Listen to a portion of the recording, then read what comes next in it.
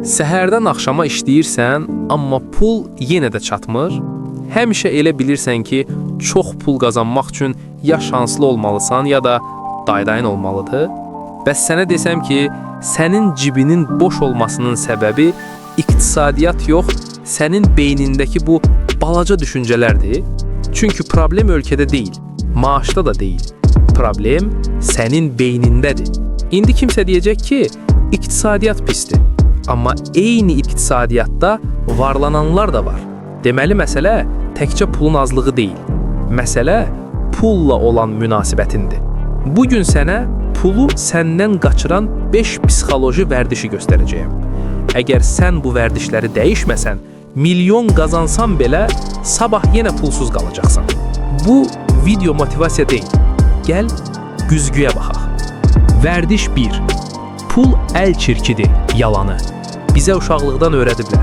Pul əl çirkidir, varlı adamlar vicdansız, acgöz olur və s. Beynin bir şeyi pis kimi kodlayırsa, ondan uzaq durmağa çalışır. Sən beyninə pul pisdir kodunu yeritmisənsə, şüuraltın səni qorumaq üçün puldan uzaqlaşdırır. Sən şüuraltında pulu düşmən kimi görürsənsə, həyat onu sənə niyə versin? Sən eyni anda həm yaxşı insan, həm də varlı ola bilməyəcəyini düşünürsən. Pul alətdir, bıçaq kimidir. Bıçaqla çörək də kəsə bilərsən, adam da. Günah bıçaqda deyil, əldədir. Pulu yaxşı və ya pis edən sənin əllərindir. Şərhlərdə yaz, sən varlı insan deyəndə beynində hansı obraz canlanır? Vərdiş 2. Qara gün üçün yığmaq, qıtlıq psixologiyası.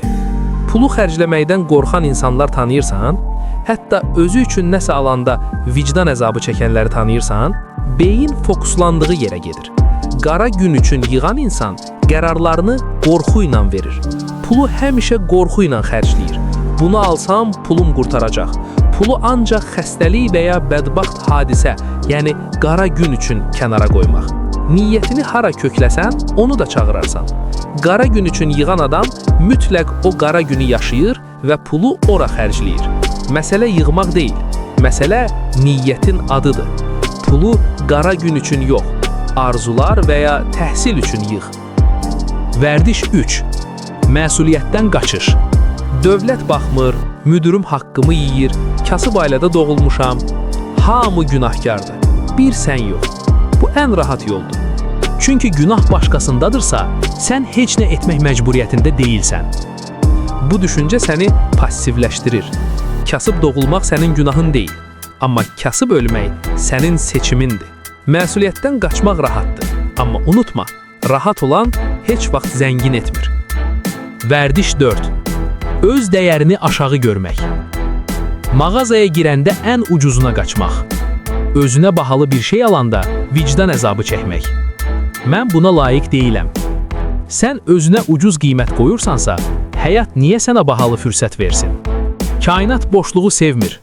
Amma sən özünü ucuz tutduqca, sənə gələn fürsətlər də ucuz olacaq. Vərdiş 5. Riskdən qorxmaq. Az olsun, amma mənim olsun. Maaşa bağlanıb qalmaq və inkişafdan qorxmaq. Beyin təhlükəsizliyi sevir. Amma böyük pullar komfort zonasının bitdiyi yerdə başlayır. Sabitlik axtarışı əslində qorxunun maskalanmış adıdır. Risk deyəndə qumar yox, məsuliyyətli inkişafdan danışıram. Dostum, bu vərdişləri bir gündə dəyişmək çətindir. Amma fərqinə varmaq artıq yolun yarısıdır. Özünə sual ver. Mən pulu sevirəm, yoxsa ondan qorxuram? Rəylərdə səmimi yaz. Bu 5 vərdişdən hansı səndə var? Əgər bu video səni biraz narahat etdisə, deməli doğru yerdəyik. Güzgüyə abunə ol. Burada biz sənin görmək istəmədiklərini göstəririk. Növbəti videoda görüşərik.